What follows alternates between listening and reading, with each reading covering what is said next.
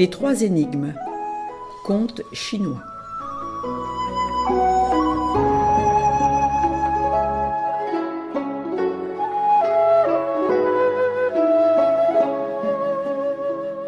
Il était une fois un seigneur qui avait peur de vieillir.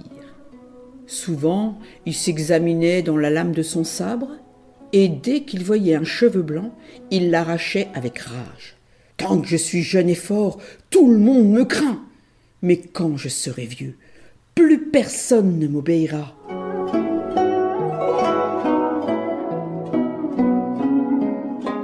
Un hiver, une terrible famine s'abat sur le pays. Les réserves de riz deviennent insuffisantes pour nourrir le royaume. « Qu'à cela ne tienne, débarrassons-nous des bouches inutiles !»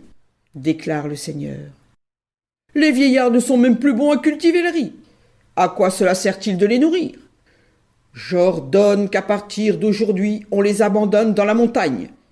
Qu'ils se débrouillent loin de nous. » Aussitôt, des messagers s'élancent pour proclamer l'ordre du seigneur. Dans chaque village, la tête basse, des familles prennent le chemin de la grande montagne des oubliés pour y abandonner leurs aïeux.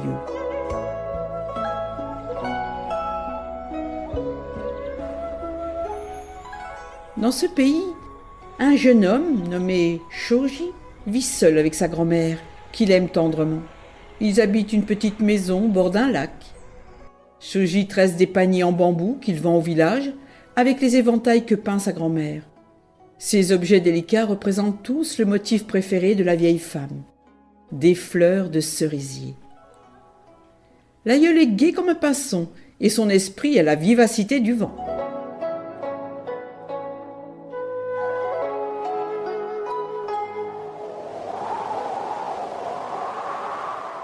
Après le passage des messagers, le cœur rempli de tristesse, Shoji fait revêtir à sa grand-mère son kimono le plus chaud. Il la prend sur son dos pour la conduire dans la montagne. Le garçon suit en silence un chemin escarpé au milieu des pins immenses. Par-delà le temple d'or, à un croisement, il voit sa grand-mère retirer des épingles de son chignon et les jeter sur le sol. Un peu plus loin, la vieille femme recommence. Surpris, Shoji demande « Pourquoi jettes-tu ces épingles ?»« Pour que tu retrouves ton chemin, mon petit, » répond la grand-mère. « Regarde comme elles brillent parmi les cailloux. Comme ça, tu ne te perdras pas en revenant sur tes pas. » À ces mots, le garçon éclate en sanglots. « Grand-mère chérie, tu te soucies encore de moi alors que je vais t'abandonner ?» Puis Shoji se ressaisit. « Je me moque de l'ordre du Seigneur. Je te ramène avec moi. Ne t'en fais pas. Je te cacherai dans le grand cèdre au bord du lac et personne n'en saura rien. » Shoji a attendu le crépuscule. Puis, se repérant au reflet rouge des épingles, il dévale la montagne, sa grand-mère sur le dos. La nuit venue, à la lueur d'une lanterne, il aménage une cachette pour la vieille femme. Le cœur de l'arbre millénaire, garni de jolis coussins, lui fait un logis confortable. Chaque jour, il lui porte en secret du riz et du thé bien chaud. La vieille femme continue à peindre ses éventails et les oiseaux lui tiennent compagnie.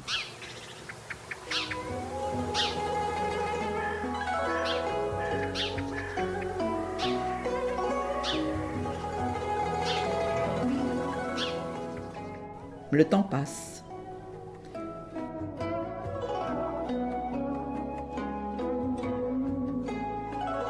Au début du printemps, le seigneur reçoit une lettre de menace de son rival, qui règne sur le royaume voisin. La lettre dit « Avant la prochaine lune, tu devras m'apporter une coquille d'escargot traversée par un fil allant de l'ouverture à la pointe, le grondement de l'orage, et un papillon assez féroce pour mettre en fuite un tigre, sinon j'envahirai ton pays. » Aussitôt, le seigneur réunit ses conseillers pour tenter de résoudre ces énigmes, mais ils ont beau se creuser la tête, ils ne trouvent aucune solution. Il fait ensuite venir les plus grands spécialistes du royaume, couturiers, musiciens, dresseurs de papillons. Mais à leur tour, Ces hommes si savants doivent lui avouer qu'ils n'y comprennent rien. » Alors, désespéré, le Seigneur fait savoir qu'il offrira une forte récompense à celui qui résoudra les 3 énigmes et évitera ainsi une guerre au pays.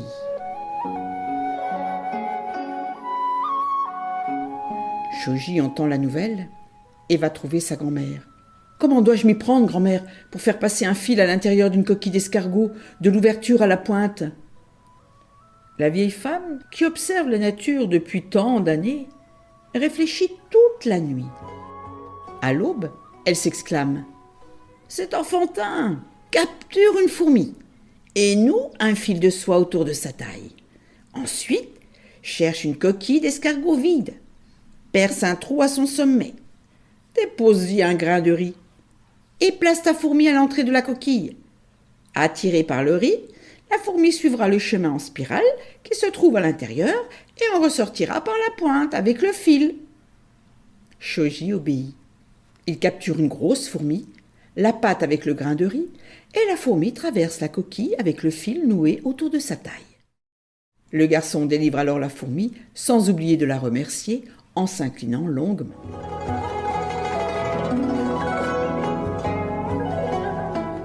Shoji revient alors trouver sa grand-mère. « Comment faire, grand-mère, pour apprivoiser le grondement de l'orage ?» La vieille femme, qui a appris à écouter le monde, réfléchit toute la nuit. À l'aube, elle explique. « C'est simple. Commence par capturer un essaim d'abeilles. Soulève ensuite la peau d'un tambour, enferme l'essaim à l'intérieur et retends la peau par-dessus. Ton tambour vibrera comme le ciel sous l'orage. » Le garçon prépare le tambour en suivant ses indications.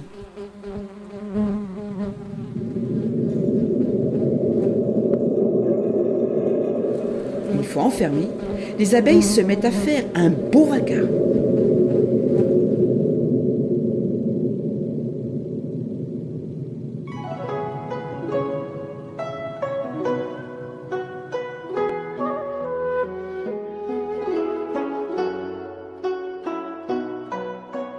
Pour la 3e fois, Shoji va interroger sa grand-mère. « Où puis-je trouver, grand-mère, un papillon assez féroce pour mettre en fuite un tigre ?» La vieille femme, qui connaît tellement d'histoires extraordinaires, réfléchit toute la nuit. À l'aube, elle annonce « C'est facile. Procure-toi une bobine de fil, de solides tiges de bambou et 2 pièces de soie. Avec, tu fabriqueras 2 cerfs-volants. Sur le premier, tu peindras un tigre, sur le second, un papillon. Ensuite, tu les attaches l'un à l'autre avec du fil en plaçant le tigre au-dessus du papillon. Lorsqu'ils voleront dans le vent, le fauve fuira devant l'insecte. » Le jeune homme obéit.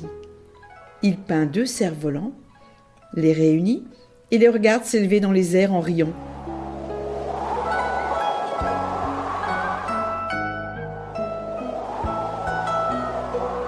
Les 3 objets sont prêts. Sans attendre, Shoji dépose ses 3 ouvrages sur une brouette et se rend au château pour les présenter au seigneur.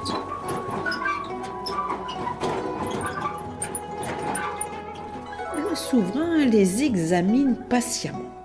Il approche son œil de la coquille d'escargot pour suivre le chemin du fil de soie. Il colle son oreille au tambour et recule, effrayé par le vacarme du tonnerre.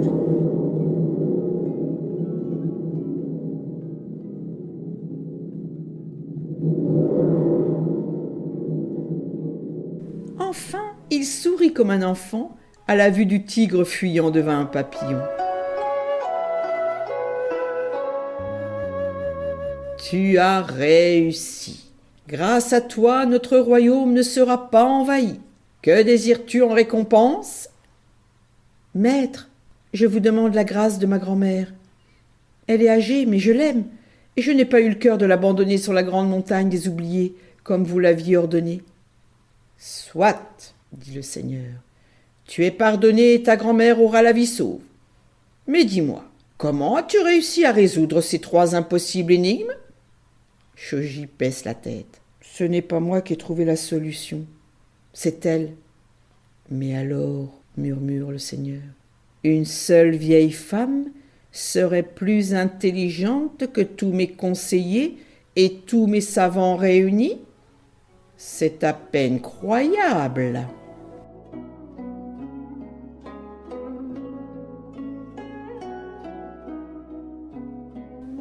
Honteux, le Seigneur avait compris que les vieillards ne sont pas inutiles. Leur expérience et leur sagesse les rendent au contraire infiniment précieux. Il les fit tous redescendre de la montagne et décida que désormais les personnes âgées du pays seraient choyées et bien nourries. Chaque jour on leur apporterait un thé rare qui fait vivre très longtemps, même le plus fragile.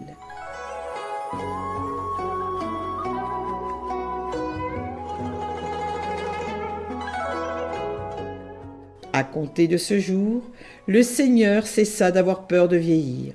Et lorsqu'il se découvrait un nouveau cheveu blanc, il se réjouissait. « Tiens, me voilà sans doute un peu plus sage qu'hier !» Quant à Shoji, il courut chez lui et fit sortir sa grand-mère de sa cachette.